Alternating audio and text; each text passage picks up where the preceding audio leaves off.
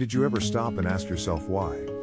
Is it in some people are more successful than others? Why isn't some people make more money, live longer, have better relationships, while the great massive men, as Thoreau said, live lives of quiet desperation? When I was 15, I set out on a lifelong journey to find the answer to that question: why are some people more successful than others? You see, when I was growing up, my family never seemed to have enough money. My parents grew up during the Depression, and I heard the same things over and over again throughout my childhood. We can't afford it, we can't afford it, we can't afford. I don't know if you heard that when you were growing up. It seemed to be the national anthem. I was not a great student. I passed out of high school when I was 18. I say passed out because, rather than graduated, because that's what happened. I passed out in the half of the class that made the top half possible. Here in the same half, the person in front of me on the stage and the person in back of me received diplomas, and I got a leaving certificate. When you open it up, it says goodbye. Anyway, since then I've traveled and worked in more than 80 countries on 6 continents. I've sailed on all the great oceans. I've been around the world 2 or 3 times. I became fluent in French, German, and Spanish, as well as learning to get along in several other languages. When you need to eat, you learn anyway. I started off as poor as I could be, searching for the secrets of success, and over the years I've read and studied for over 30,000 hours in business, economics, psychology, philosophy, religion, metaphysics, and history to find the secrets of success, and I'm happy to say that I eventually found the answers I was looking for. Today I live in a $1 million house on a golf course in Southern California, and I have business interests in 9 countries. Today I know, and I've proven that success in any field, including this field, is as predictable as the sun rising in the east and setting the west. And my purpose in speaking with you today is to share with you some of the most important things I've ever learned. However, as Aristotle once said, you can't teach a person something that they don't already know. You're already high achievers and great successes in your careers. You're already the cream of your profession. So many of you already know what we're going to talk about, and the rest of you will recognize these principles as soon as you hear them. About 5 years ago, I met a wise and wealthy man who spent his entire life studying success, and he reached a clear conclusion concerning the reason for success in life, and especially in business. He's dead now, but I'll never forget what he told me, because I immediately recognized that he put the finger on my reason for success, and yours, as we'll talk about in a minute. He said the key to success was to set a goal and then to stay with it until you achieve success in at least one important thing. He said that your subconscious mind will then accept that success experience and store it as a pattern, like a template, and then from then on, your subconscious will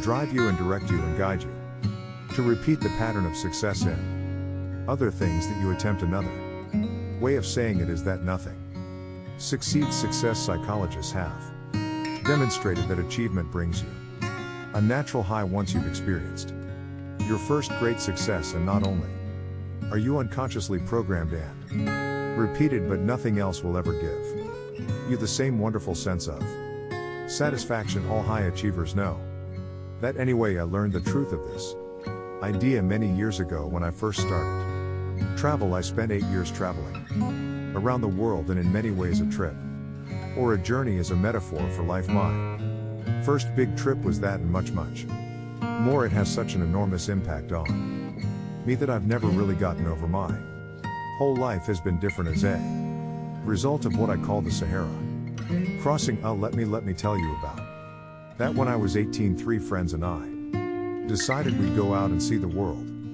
We were well out of high school, and we were laboring in sawmills on the west coast. This is in 1963, and a lot of our friends were heading for Europe to travel around with backpacks. So we decided to do something different, and nobody else was going to Africa, so we decided we'd go to Africa.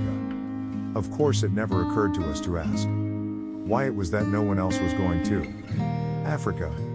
And that was our first mistake after working and saving for a year. The four of us piled into an old 1946 Chevy and drove out of Vancouver bound from Montreal via Toronto. Actually, we just passed a couple of blocks from here on our way on that trip. It was late at night when we left. It was pouring rain. We were all 20 years old and we were off to see the world. Anyway, I learned later that almost every great venture begins with an act of faith, like driving into the dark, into the unknown. In a way, nature protects us by shielding us from knowledge of the difficulties and obstacles that buy a hit, because if we really knew all the problems we would face, the setbacks, the suffering, the temporary failure, the disappointments, many of us have hesitated about ever even starting out at all. And our plan was to drive across country to Montreal, get jobs on ships, to work our way across the Atlantic, and then head south across Europe to Africa. Pretty basic plan. However, as it happened in Montreal, one of the guys decided to give up and go home, and so he left us. Well, that left three. The other two, after one day, still remember, after one day of looking for work on the waterfront, decided to quit trying and to spend their limited savings to pay their way across the Atlantic rather than to work their way. I tried to talk them out of it. I told them that quitting is a habit. If you quit the first time you run into difficulties, you'll always quit when the going gets rough. You will in effect establish a pattern for failure rather than a pattern for success. But their minds were made up, so we split our savings and they took passage on a ship to England. I worked on a construction site in Montreal, hauling heavy things for the entire winter, and then I got a job on a Norwegian crater out of Halifax, and in late February, and arrived in England mid-April. As I predicted, my friends had quit and stayed in England, working at odd jobs. However, we soon made up good buddies again. Once more we headed for Africa. This time all we had was an 8.5 by 11-inch page about this size that had Europe and Africa all in the same map on the same page, and it seemed to be a very simple thing to go from. We were young, and we hadn't learned that it's the details that get you every single time. So we took a train down to London. There we bought bicycles. See, we've never heard of anyone riding from London to Johannesburg on bicycles, so we decided that we would do it first and become famous. That was another mistake, as we soon learned that when you ride bicycles across France in the springtime, you find that the hills are all uphill and the wind is always in your face. So likewise, I found that when you embark on any new venture, you often find the same thing. Everything seems to go wrong, usually at the worst possible time and in the worst possible and most expensive way. I like starting a new business career anyway. After 2 weeks of grinding along on bicycles uphill the whole way, which seems like a geographical impossibility, but it's true, we said the heck with this. We loaded the bikes on a train and we rode across France and Spain to Gibraltar. There we sold the bicycles and bought a Land Rover with our last dollar we had. Definitely learned why no one had ever crossed African bicycles. It was darn near impossible to cross France on bison. So now we have a little problem. We're out of money. We had exhausted our meager financiers buying the Land Rover. We didn't have enough money for fuel and equipment, so we all sat down. We consider ourselves great writers at that time. We all sat down, wrote letters to everybody that we knew, leaving for money, telling them how desperate our case situation was. Sitting here looking across the streets of Gibraltar to Africa, all we needed was just a little bit of money, get us over there. Anyway, we got eventually. We got a little bit of money here, a little bit of money there, and then we got one big score. Never forget this. An uncle of Jeff's that he'd only seen once in his life sent us £100. £100 at that time was 300, worth more than $1,000 today, and we were ecstatic and we were saved. So this is another lesson: nobody ever makes it on their own. One of the great lessons of life. We all need help from others to get over the rough spots on the journey of Life well with the additional money we loaded up with food and supplies. We took the ferry over to Tangiers in Morocco. And then we hit it out Tangiers toward the Atlas Mountains in the Sahara, full of excitement, singing as we drove down the road. And I learned a valuable lesson from this. I learned then and for the rest of your life, whenever you try to do something out of the ordinary, people will line up to tell you that you can't do it. Why you can't do it? That you lose your time, you lose your money, that you will in effect die in the desert. Even people who should know better will try to discourage you to achieve anything greater worthwhile. You must train yourself to rise above these people, ignoring them and pressing on towards your goal regardless. We crossed from Morocco into Algeria and drove south to the town of Adrour on the edge of the Sahara. By this time our vehicle is falling apart, and with the cost of repairs and gasoline and food, we'd almost run our money again. One of the guys, sick from dysentery, decided to give up. He took his money and his belongings, and he hitchhiked to the Mediterranean, 500 miles north and then back to England. That left two of us. We began wondering, what are we doing here? We were two young men, 20 and 21 years of age, thousands of miles from home, sick, tired, and almost broke, with thousands of miles ahead of us. We couldn't even remember why we started out in the first place, except that we had set it as a goal, and we heard too dumb to change it anyway. But one of the things that kept us going was a book of poetry by Robert W. Service. Robert W. Service and driven an ambulance in World War I, and he'd written poetry to cheer up the soldiers in the trenches on the Western Front. And there was one poem that we read over and over. It always gave us a boost in the determination to go forward. It was called Carry On, and it started like this. It said, it's easy to fight when everything's right, when you're mad with the thrill and the glory. It's easy to cheer when victory is near, and wallow in fields that are gory. It's a different song when everything's wrong, when you're feeling infernally mortal, when it's 10 against 1 and hope there is none. Up, little soldier, and chortle, carry on, there isn't much punch in your blow. You're glaring and staring and hitting out blinds. You're muddy and bloody, but never you mind. Carry on, you haven't the ghost of a show. It's looking like death, but why, you have a breath. Carry on, my son, carry on. Well, by this time we were in the Sahara, the largest desert on Earth. It stretches across the Tropic of Capricorn from the Atlantic Ocean to the Red Sea, more than 5,000 miles. In the part that we faced, that it was the Kneseret, the emptiest single stretch of the Sahara, 500 miles of nothing, not a fly, not a blade of grass, as flat as a tabletop.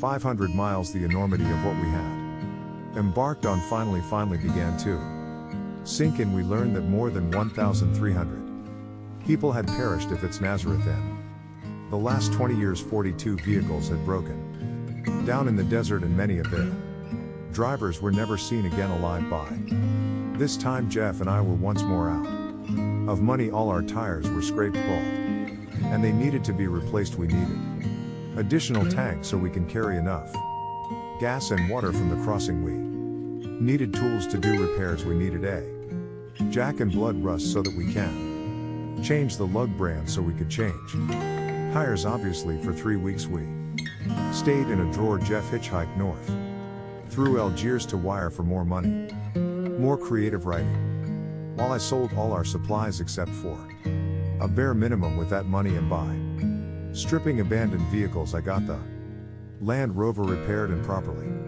outfitted, reasonably, the tires, a reserved gas tank, proper tools and supplies for the process. It's amazing how enterprising you become when your survival is at stake. Because of the heat, you can only travel before 10 a.m. and after 4 p.m. The midday sun is so hot that if you drive, your engine oil boils. It becomes as thin as water, and your vehicle seizes up, and it'll never run again. 6 weeks after crossing from Gibraltar, we were ready. Jeff came back with some money from his parents, and the vehicle was in perfect condition for the crossing. We realized that if anything did go wrong and we couldn't fix it, we would most certainly Die in the desert found that you can achieve almost any goal you set for yourself if you simply take it one oil barrel one step at a time. If you go as far as you can see, you will then see far enough to go further. I'll wrap up the story here by telling you what I learned about life and success in the Sahara Crossing. Here are 7 rules you can apply to any challenge that you face in achieving anything you desire. Rule number 1: the most important key to achieving great success is to decide upon your goal and then launch. Get started, take action, do something. Move. A 12-year study at Babson College concluded that the act of taking the first step is what separates the losers from the winners, or the winners on the losers. We set out at the age of 20 with 300 each to cross 3 continents and travel 17,000 miles from Vancouver to Johannesburg in southern Africa, and we've made it in just under 12 months. But the most important step was the first one. All the rest followed for them. Number 2: once you've launched towards your goal, never consider the possibility of failure. Always forward, never backward. Never consider the possibility of failure. Every person here is here because they refused to quit when the going got rough. Your ability to persist in the face of setbacks and disappointments is vital to all great achievement, and it's always a decision that you make. It's not the external environment, it's always the internal environment. Number 3: the biggest goal in the world can be accomplished if you just take it one oil barrel a day. Time. Thomas Carlyle once wrote that our great business is not to see what lies dimly at a distance, but to do what lies. The only time you will ever have is now. If you live every day, every hour, the best you can, the rest will take care of itself. As the Bible says, sufficient unto the day are the cares thereof. Number 4: watch out for the naysayers. The negative people around you are always telling you that you'll die in the desert. Get around positive people, get around winners like people in this room. Fly with the eagles and refuse to listen to objections and reasons why you can't succeed. Someone once said that if every possible objection must first be overcome, nothing will ever get done. And true, her words. Whatever is broken up. Number 5: welcome obstacles and difficulties as valuable and inevitable steps on the ladder of success. Remember, the difficulties come not to obstruct, but to instruct. Difficulties come not to obstruct, but to instruct. Our trip to Africa was one problem after another. We ran out of money over and over, restrained every muscle of our bodies, trying to ride bicycles across France and Spain. Our Land Rover broke down again and again. We suffered from dysentery and heat stroke and exhaustion. But when it was time, we were ready for the Sahara Crossing. In retrospect, we saw clearly that without the lessons that we had learned from our mistakes, we would have surely died in the desert. And when you look back on any achievement, you will find it was preceded by many difficulties and many lessons. They are the price that you pay for your success, and no success is possible without them. Number 6: be clear about your goal, but be flexible about the process of achieving it. You're willing to change too. Try something new. Keep your mind open and fluid and flexible. Be willing to accept feedback from your environment and correct your course. This is a key quality of peak performance. They're not rigid, they're flexible. Remember, it's not what you have, but what you do with what you have that separates winners from losers. It's not what happens to you, but how you respond to what happens to you that counts in the final analysis. Your response to the adversity of life is the real measure of who you are and what you're made of. The Greek philosopher Epictetus once said that circumstances do not make the man or woman, they merely reveal him to himself. You find out who you really are, will face it personally. And remember, number 7: last rule is nobody does it alone. At every step on our journey across Africa, people helped us with advice and with food and with assistance and with money, but especially with warmth and with kindness and with generosity. When life is over, it will be the people that we lived and laughed and loved with that we remember more than anything else. So don't be afraid to ask for help from others. It's a mark of strength.